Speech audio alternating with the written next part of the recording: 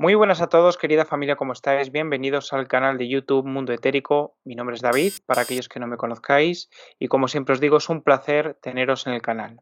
Hoy tengo algo muy interesante para todos vosotros. Hoy tengo a una persona aquí conmigo que para mí es importante por el poco tiempo que la conozco, pero ya me ha sorprendido con sus conclusiones, con los temas que trata.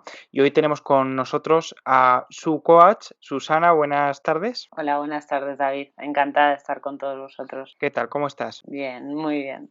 Viviendo la experiencia, digo siempre. Perfecto. Además, es una cosa en la que coincidimos bastante y es el tema de dejarnos fluir en las conversaciones. No nos preparamos nada nunca. Es más, en la cajita de descripción os dejaré sus redes sociales para que las sigáis porque son 3 días en semana lo que hace es los directos, ¿no? Sí, Para que las sigáis porque la verdad es que los lives son muy interesantes. Nos habla del ego, ese gran desconocido.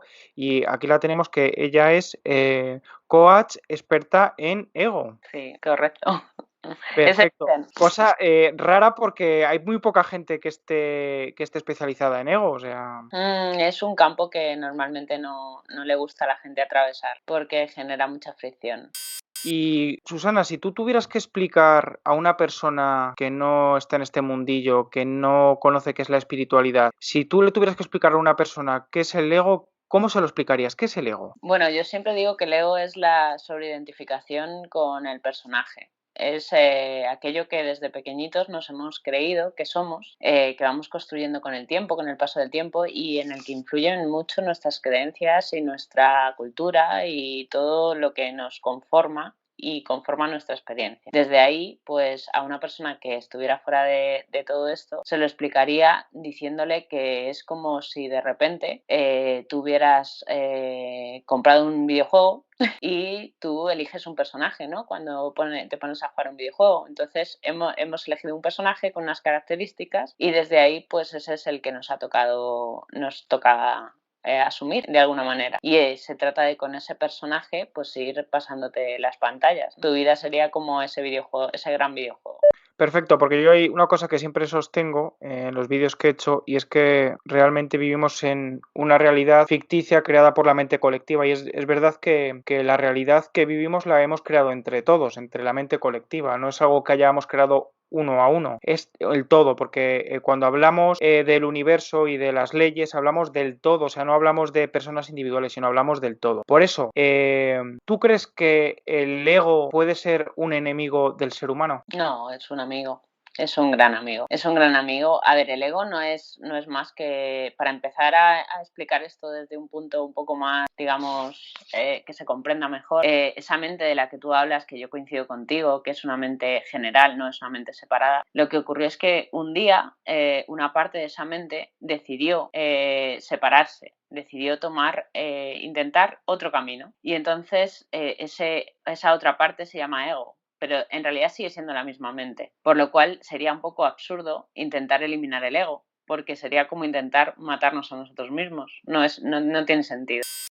Entonces, la mente separada, el fallo que tiene es que se cree única y se cree distinta a los demás. Simplemente hay que corregir ese fallo. Y lo que yo trato con mis clientes es de identificar esa creencia de lo que soy y de estar separado del resto. En el momento que ellos encuentran la unidad y vuelven a casa, como decimos por aquí, la vida se vuelve menos sufrimiento y más placer, más felicidad. Porque lo que sí que es cierto, yo al ego lo llamo como el pequeño hermano que todos tenemos, que siempre está ávido de ser protegido, de llamar la atención, y el ego es un poco eso, el ego es el que quizás nos limita un poco a la hora de crecer porque tiene miedo a experimentar, él se siente muy seguro en su zona de confort y es el que al final nos lleva a que tengamos una vida monótona, una vida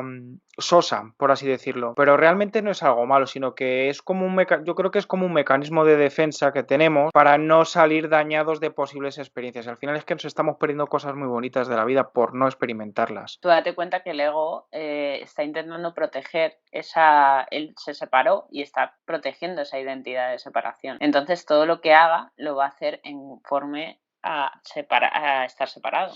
Si tú le vendes de repente que somos todos uno, él pierde su argumento, porque él quiere ser único, no quiere estar en una piña colectiva, ¿no? De alguna manera. Entonces, por ahí sí, es como un hermano pequeño, porque además es el hermano pequeño que, lo has dicho muy bien, lo has definido muy bien, me ha gustado, porque es hermano pequeño porque hay muchas cosas que desconoce y en su fuero interno están esas cosas. Lo que pasa es que él se siente miedoso, es el culpable de los miedos, de los sufrimientos, es toda la parte esa que nos creemos que somos, de alguna manera. Y fíjate que yo esto lo he hablado contigo muchas veces porque a mí hay una cosa que me llama mucho la atención de esta nueva era espiritual y de esta nueva era de la espiritualidad industrial, que muchos abogan porque el enemigo número uno del ser humano es el ego y que hay que acabar con él a toda costa. Yo ya te acuerdas cuando hablamos de que yo no pensaba ni mucho menos que el ego fuera un enemigo, sino que hay que tratarlo con cariño. Eso sí, escucharlo porque es una parte nuestra, pero apartarlo, es decir, darle su lugar, porque el ego siempre va a querer ahí poner barreras. Entonces hay que escucharlo como parte nuestra que es, pero no hacerle caso. Esa es la diferencia. Como dices tú, es que es una parte nuestra, es absurdo intentar acabar con ella. No podríamos, además, porque si eliminásemos todo el ego, que hay gente que dice, no, pues yo quiero eliminar mi ego. Digo, vale, pero es que si eliminas tu ego, tienes que eliminar a tu personaje. ¿Y qué pasa cuando eliminas a tu personaje? Que dejas de estar. Entonces, la gente que dice, no, es que yo, tú sabes que yo hablo mucho en mis directos del despertar. La gente que dice, no, bueno, es que yo lo que quiero es despertar. Digo, ya, pero es que si despiertas no vas a estar aquí mucho tiempo. Porque una mente despierta, entendamos mente Sí. como toda la mente despierta, no está identificada con un cuerpo. No puede sobrevivir en un cuerpo. No se va a limitar en algo tan limitado como es el cuerpo. De hecho, el cuerpo está elegido porque es lo más limitado que tenemos. Es Entonces, el vehículo del alma y aparte, yo creo que lo está explicando fenómeno. Creo que, bueno, efectivamente, si pudiéramos eliminar el ego, ¿qué sentido tendría estar en este experimentar? Tenemos que experimentar. Nada, no tendría ningún sentido. Y el ego desaparece en el momento que abandonamos nuestro cuerpo físico, que morimos, entre comillas, porque no morimos. Pero en el momento que abandonamos nuestro cuerpo físico y vamos a formar parte del todo, volvemos a casa, es cuando ya se elimina todo ego, pero mientras tanto es un compañero de viaje y es una parte muy importante nuestra. Hay que saber manejarla, hay que saber ser cariñoso y compasivo con ella, porque está siendo compasivo contigo, eso es lo primero que siempre hablamos. Y además a mí hay una cosa que me gusta muchísimo de ti y es que explicas algo tan complicado como es el ego, lo haces fácil, o sea, haces fácil que la gente lo pueda entender. Entonces, dicho esto, el ego, para convivir de una forma sana con él, ¿qué consejos nos darías? para convivir de una manera sana con él sería lo primero identificar que estamos sobreidentificados. Es decir, lo primero es coger todos los patrones, creencias y desafiarlos. Ese sería mi primer consejo. Todo lo que me he creído hasta ahora, desafiarlo. Tener una mente crítica, que fíjate que parece como muy en contra de la espiritualidad, ¿no? Parece que como las personas como muy críticas están más abocadas a la ciencia o al revés. Una vez me contaba un gran maestro que las mejores o las personas que mejor entienden todo esto es la gente más crítica, porque es la que va a buscar las vueltas, ¿no? Vale, pero ¿por qué? ¿Pero por qué? ¿Pero por qué? Y ese pero por qué es el que yo digo siempre que nos salva la vida. A mí, de hecho, me la salvo. El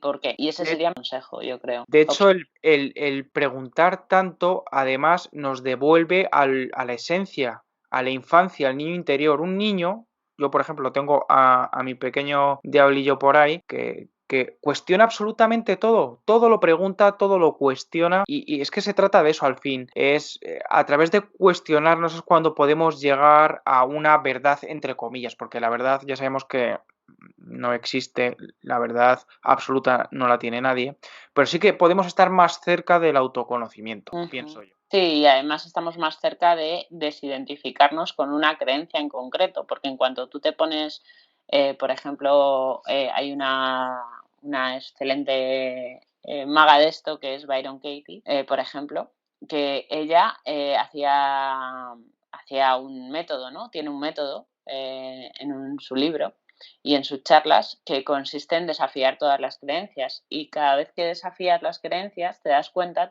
tu propia creencia te das cuenta que tan válido es lo que tú crees como lo que otros creen. Entonces, cuando empiezas a limpiar todo eso, pues ocurre que ya que crees, te entras como en ese punto en el de todo es verdad y todo es mentira. Claro. Y además, yo creo que también, como ya te digo, nadie está en posesión de la verdad y yo creo que tenemos que ver todos los puntos de vista. Está claro que nosotros tenemos el nuestro, tenemos nuestra perspectiva y por eso es muy recomendable mirar las opiniones de los demás desde un punto meramente como observador, sin entrar a juzgar, sin entrar a etiquetar, que es otro punto fuerte del ego, el etiquetar, el meter cada cosita en una carpeta y tenerla perfectamente identificada, porque si no, parece que escapa a su control.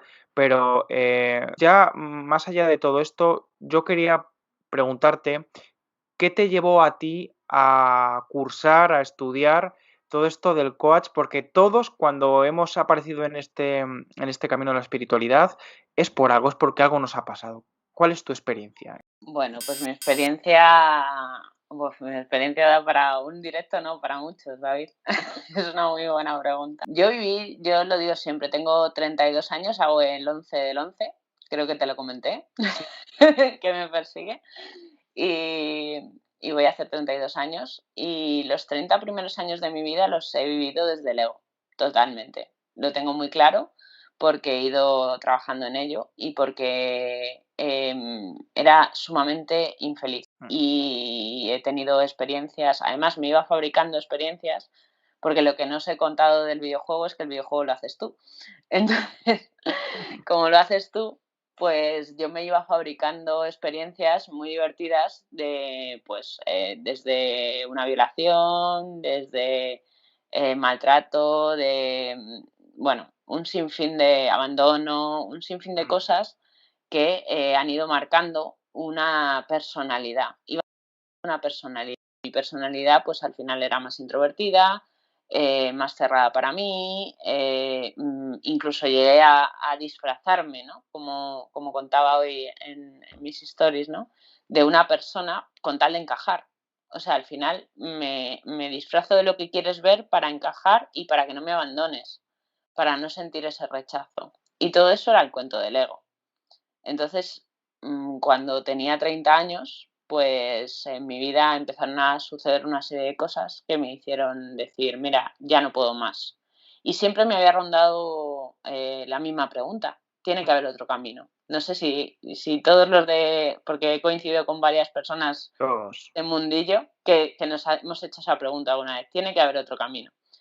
Y empecé, bueno, pues conocí la parte del coaching, que ya la conocía un poco por encima, pero conocí un poco más a una escuela. Me decidí por meterme a un máster y en el medio de ese máster pues tenía unos módulos de inteligencia emocional en el medio. Y yo entré muy disfrazada, como digo siempre, de mi personaje y cuando llegué a esos módulos, en uno de ellos, en concreto en el de creencias y valores, empecé a hacer el trabajo de creencias y valores y me di cuenta por primera vez de lo que era la energía. Yo nunca en mi vida había sentido una conexión energética con nadie y de repente ocurrió. Y a partir de ahí fue todo un camino, bueno, te puedo contar muchas historias, entre ellas que hubo una voz que me dijo, ego, creo que ya te lo conté. Hubo una voz que yendo un día a trabajar en el coche, yo estaba pensando de qué hago el proyecto de fin de máster, que no tenía ni idea, y de repente ese día algo en mi cabeza dijo ego. Y lo vi tan claro, que dije, va a ser por ahí. Y no tenía ni idea de lo que era el ego, pero ni idea. Pero fíjate, todo el camino me ha demostrado que al final era lo que tenía que trabajar. Y de hecho siempre lo cuento, pero si conocéis a la Susana de antes con la Susana de ahora, no tiene nada que ver. Nada que ver. Bueno, querida familia, pues hasta aquí la primera parte de la entrevista. Ha sido un auténtico honor tener a Susana con nosotros. Y nada, os recomiendo que os suscribáis al canal, como siempre os digo, para hacer crecer el canal y hacer que llegue a más gente. Y os pido que le deis un buen like a este vídeo. Un abrazo, cuidaros mucho, familia.